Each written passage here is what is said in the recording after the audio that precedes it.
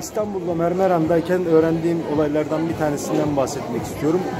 Orada yazdığım şiirden sonra ağız kapama çarı var.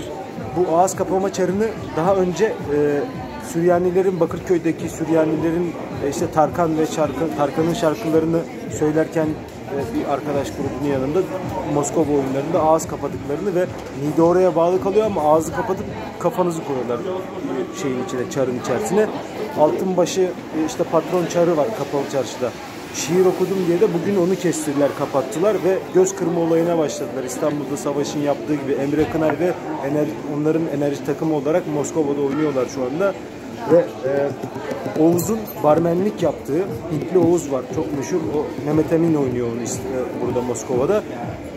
Ve eniştemin Süpermen olarak geçtiği ve işte Hayri'nin bacak açtığı yeri de ağız olarak kullanıyorlar. Yani buradaki Anglikan Kilisesi'ne gitmiştim hani olaylardan çıkmak için. Oranın kapısını ağız yaptılar ve ağız olarak, öksürük olarak kullanıyorlar. Yani sistemler çok karıştırılıyor.